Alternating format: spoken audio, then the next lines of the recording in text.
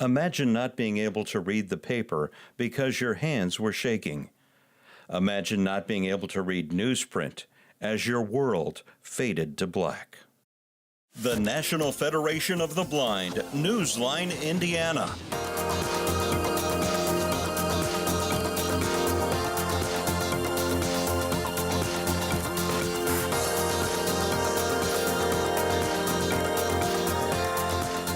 With your host, Lee Martin, and co-host, Florence Myers-McSwine.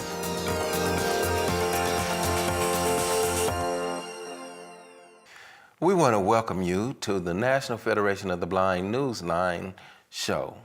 So, Florence, how are you today? I'm doing wonderful. That is fantastic. You know, we have a lot of good information to share once again. But first of all, we want to talk about the National Federation of the Blind Newsline program. It's a free service that's offered to individuals that are blind. Some people would want to say visually impaired, those that are with certain forms of dyslexia, those that are deafblind now can utilize this free service.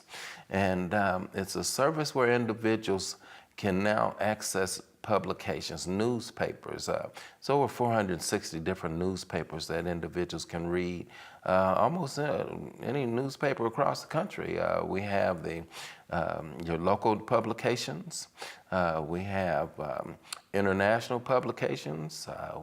You can read China, Jerusalem, Russia, just a plethora of places that you can read. We also have what we call breaking news that individuals can read. All the way from the ABC to BBC to CNN to Huffington. Just a plethora of those. I think there's 17 of those breaking news. Students love to do that for research. And the way that you would go about accessing those, you want to share about that as well as the magazines, Florence? I certainly can, Lee. Now, as far as accessing the newspapers and the magazines, we can access it various ways. We can use our landline phone, mobile phone, our computer, our Victor Reader Stream, which is the device that a blind, visually impaired community uses a lot, as well as the digital player from the Talking Book and Braille Library. Now, as far as magazines, there are over 70 magazines, and depending on your taste, Lee always tends to talk about the newspapers, and I love reading the newspapers, but I also love reading the magazines. And there's one magazine that recently came out that I really like because the children are really enjoying it. It's called Stone Soup. And Stone Soup invites these children to not only read, but also write. So write poetry and write their own little stories, and I'm really enjoying it as well. So Lee also tends to kind of, I don't know whether it's a hunch for me, but he always seems to want me to talk about AARP magazine for some reason. And so there is AARP magazine as well as Sports Illustrated, Shape magazines. There are so many magazines to choose from. So, Lee? Yeah, so we just want you to watch the screen, listen to the commercials, grab that information, and it will greatly help you towards your own independence. So we will be coming back with our guest, so stay tuned.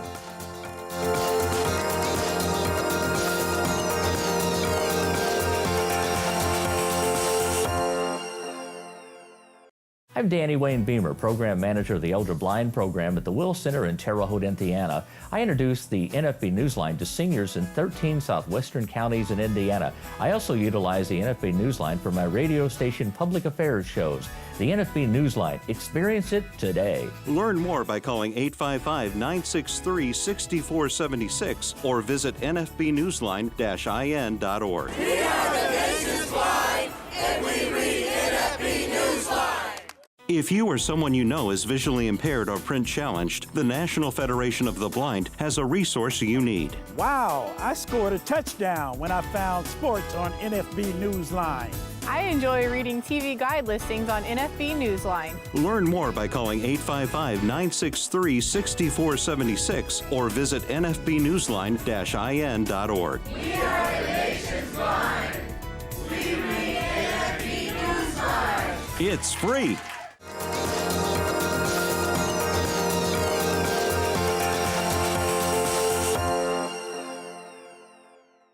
Welcome back to the National Federation of the Blind Newsline, Indiana.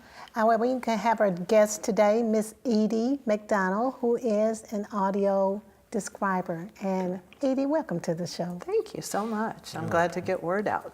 Yeah, we appreciate you coming on to the show. And, you know, we met you at the Community Health Plex. Correct. And we certainly appreciate you coming up and letting us know what you do and what's available to us out here in the community. And I know that our listeners and viewers would like to know more about this audio description that you do. So how did you get involved in audio description? Well, I was working at a theater that's no longer open here in Indianapolis. It was called CTS, Christian Theological Seminary, and they decided to have a training, and they didn't have enough people, and one of the directors there said, "Oh, go in, we might need that." And I said, "Are you kidding?" And that's what I did, and I fell in love with it. It was really fun. It was hard. It was 3 days training. You have to be trained to be a describer. So I got that, and I've been doing it ever since. And that was like in the 80s. So in the 80s, you just got interested in audio. Now, some of your background, you know, where did you get your formal education? I'm a graduate of David Lipscomb University. It's in Nashville, Tennessee. I have a master's in education from Butler, and I've taught second grade and kindergarten. So 41 years of teaching, and I just retired this last May. You had the children that are very fragile age. I love that. Oh, I love them. They still like you, and they still want to hug you and all that. Good kids. Yeah. And then I've done theater for a really long time, both sides of theater. I love being in the background and being a dresser, and I do stage makeup. And so if you ever need a beard, let me know. Then I've acted on stage also, and I love to sing. So that's kind of my background.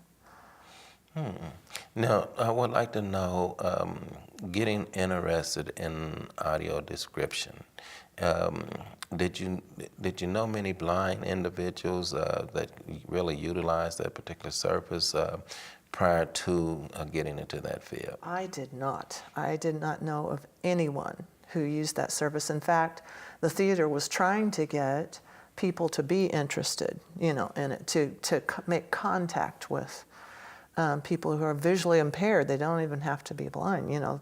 Just sometimes figuring out what's going on stage if you have low vision is really difficult.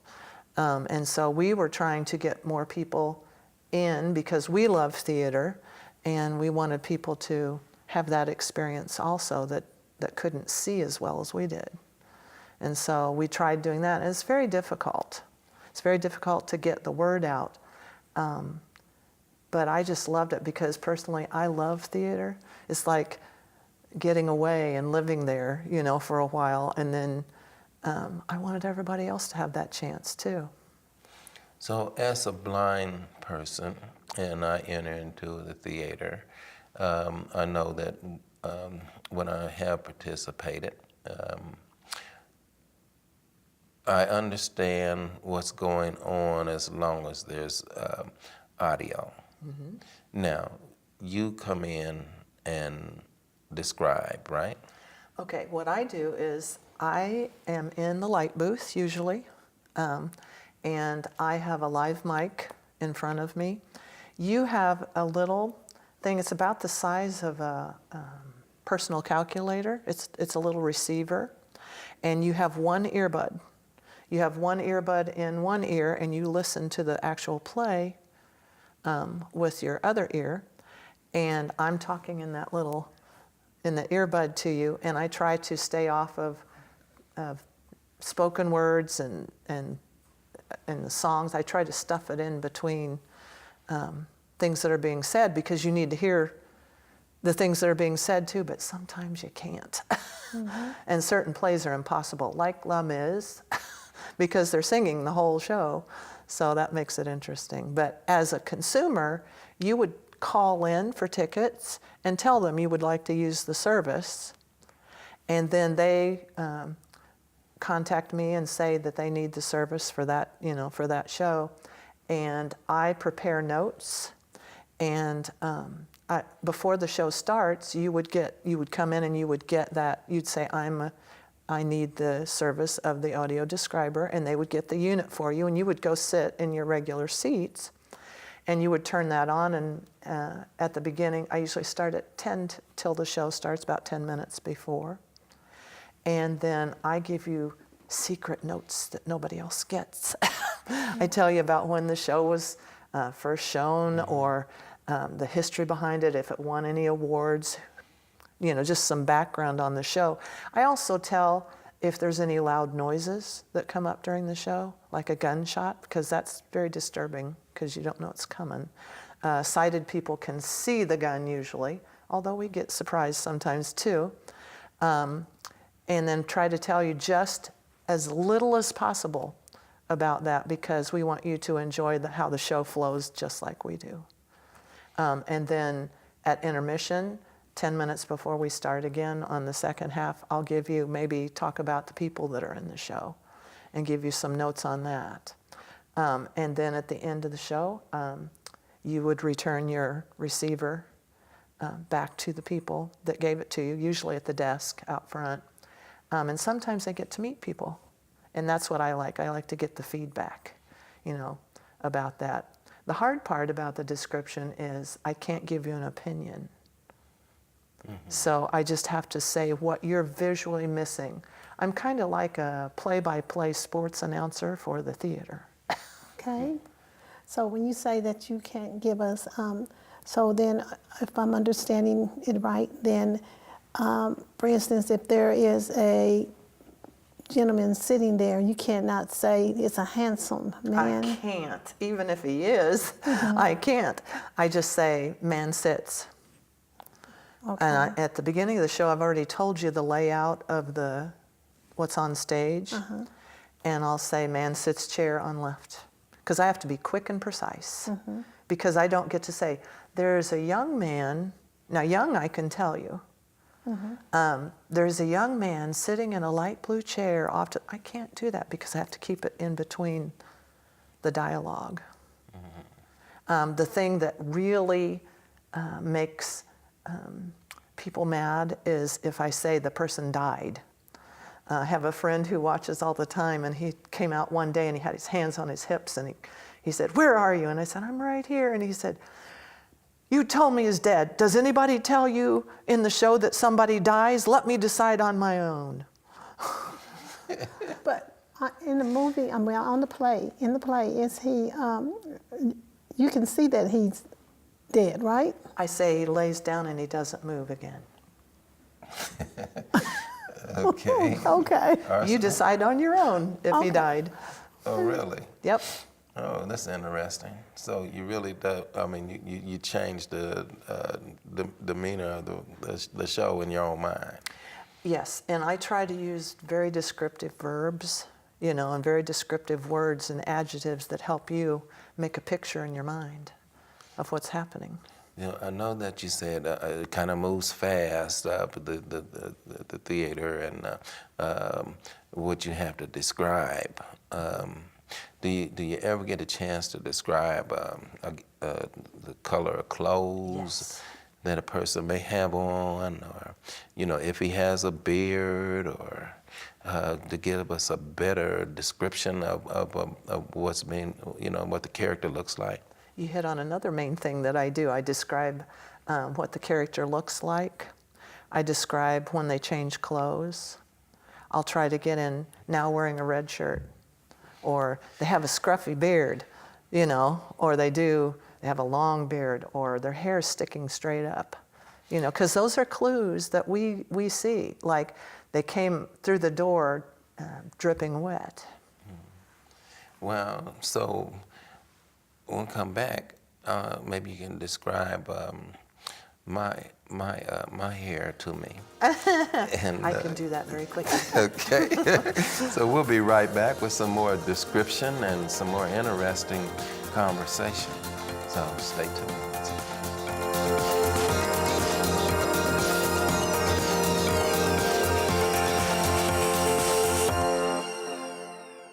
I am a blind vendor, and one of the things that I truly miss is reading Vending Times magazine.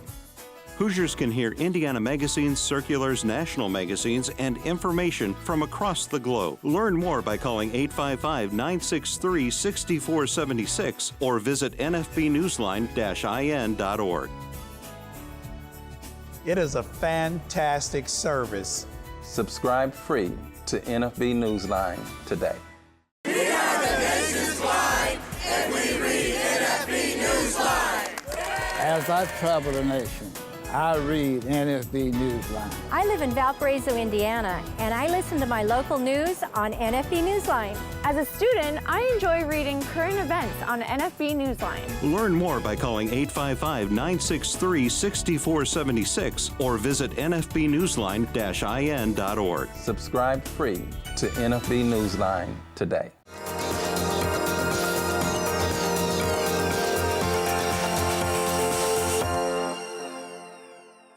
Welcome back to the National Federation of the Blind, Newsline, Indiana, with our guest today, Miss Edie McDonnell, who is an audio describer, and welcome back. Thank you so much. You've given us some great information so far, and I want to ask you, well, what's the cost of this? It's very interesting. It's free for people who are visually impaired or have low sight or are indeed blind. It's no cost to you. All you have to do is buy the ticket to the show that you want to go to. The only time it might cost is if you are physically asking the describer to come and do it for you, like at a museum or something. But for shows where you go and see the show, it's free for you.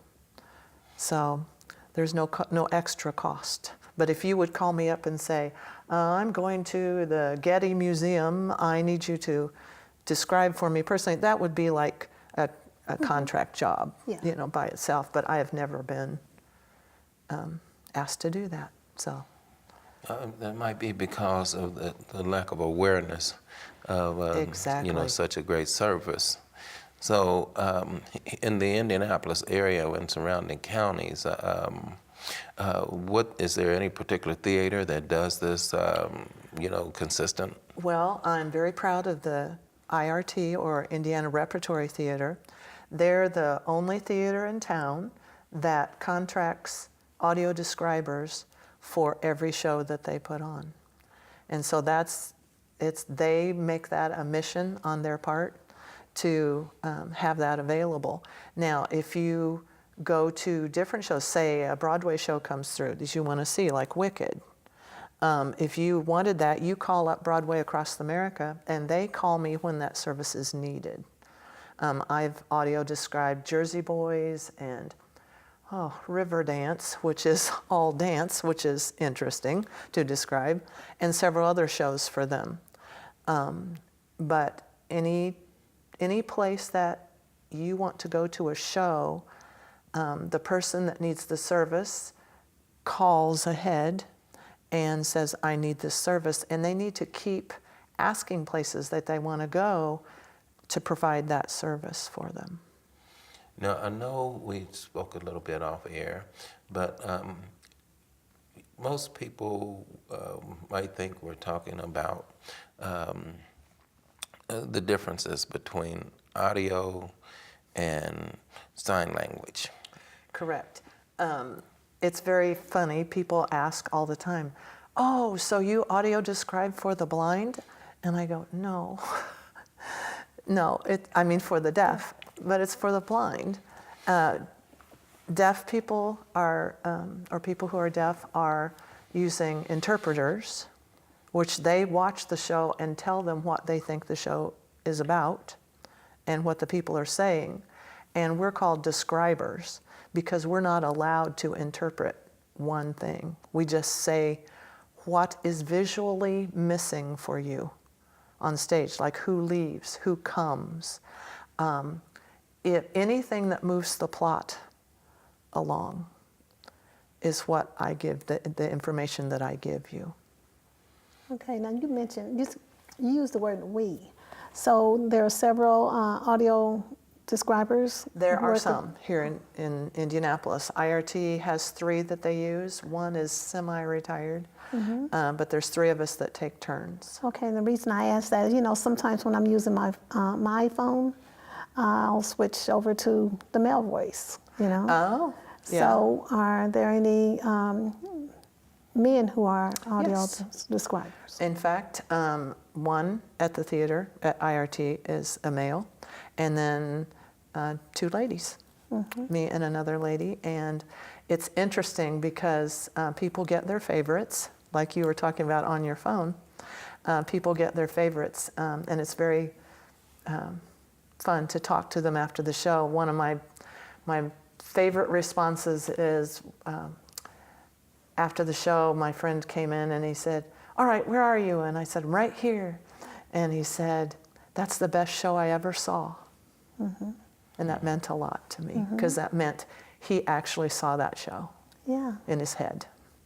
Now, before you started audio describing, were you the type of person that would sit next to someone and kind of tell them what's going on the screen? Or No, but you know, that's a lot of the happiness that's brought to anybody who gets the service. Usually they, you know, obviously they have to have somebody with them.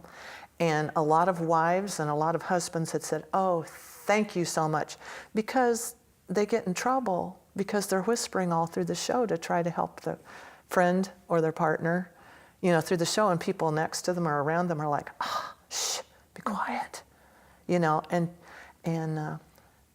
one of the wives said, "It's so exciting. I can just sit and watch the show. I don't have to try to keep saying things to my partner to try to help them enjoy the show as much as I am."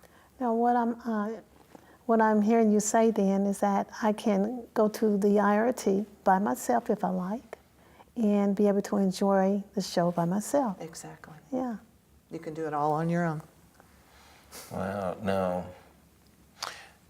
If I, you know, oftentimes I find myself asking individuals, they see something and, you know, riding around or walking, and what is, you know, they say, well, you know, the statue over there, and, you know, they can't describe, you know. It takes a special skill to describe, doesn't it? You know, for people, you know, that can see. Some of them can't explain what they're looking at to tell you what they're looking at, and that Exactly. you know, that Exactly. That kinda, it takes a certain talent to describe things so that people can picture them. I think my teaching small ones helps in that, because I describe things to them all the time, what it's like, and I happen to teach in a low-income area, and so I was always describing for them too. And I didn't realize that until lately, but I'm always telling them about, I love to travel. I've traveled a lot, and I try to tell them what it looks like and what it feels like, and I figured out, oh, I'm describing to these little kids, you know, so it's a pleasure to do it. It makes me happy. I want people to enjoy the things, you know, that they can see or they can't see, and I can help them see that. You know, because one thing that alludes to me is when I could see, and I would see a movie or with a blind individual, and they would take their hands and try to feel a person's face to see what that face feels like or looks like, you know. And I still, to the day, after being blind for 19 years, still can't figure out how you're gonna touch a person's face to tell a person what they look like. Yeah. You know, so you could probably describe it to me, right? Yes, I can. Okay. I can tell you that Florence has long, beautiful brown hair, dark brown, and it's in braids, and it's probably halfway down to her waist or more. She has beautiful brown eyes, pretty smile. She's wearing a red jacket with long sleeves and gold buttons with black centers. She's got on navy blue pants that go down to some rockin' red shoes that are high-heeled and shiny. She has on beautiful blue. Now, I would hate for you to give my description, so we're just going to bypass that one, okay? Oh, now. I'm talking about that pretty purple shirt. You know, so, but, you know, it's very interesting that you do this because in the blind community, we have a program called ERA. And it provides glasses that allows agents from around the country to describe things to us, describe our clothing. If we need them to read something, they can read through the camera lens on the glasses. And so so you're wearing the glasses, and it has a little camera in it. Yes, it has a camera now in the bridge. And then they give you feedback from what from the camera. From the camera, which is connected to an iPhone, so to speak. That's exciting. Yes, I had to share that with you when I see you again. I didn't bring the glasses with me today, but I generally wear them, and the connectivity is great. But you know, there's a great tool and a describer such as yourself. That might be something you might want to be interested in. See, you're teaching me today. Well, we can teach, you know, the blind do lead the blind as well. So we're going to take a short pause and come back with the conclusion of our show today. If you would like to get the audio description service, you need to ask when you call any venue. If you're calling to see the show, you call in and you tell them that you need audio description. My number is 317-258-3475. You can also call Indiana Repertory Theater and they can get the phone number from there. But the main thing is just ask. Ask and ask and ask wherever you go for audio description. If you want it, you call them and ask for audio description. Well, we want to thank you for coming on to the show. It's very important information, and it's something that needs to be brought out and more awareness on this. So we hope that we get some more awareness going, and I'd like to come to one of the shows that you interpret. I would love to have you. Okay. Well, thank you very much, and thank you, listening and viewing audience. We'll see you next week.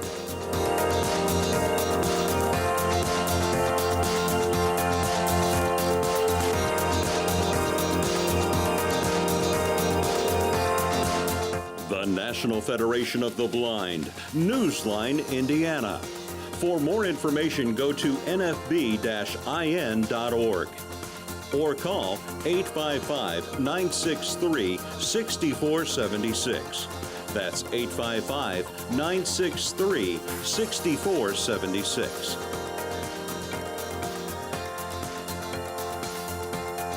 The National Federation of the Blind encourages you to live the life you want.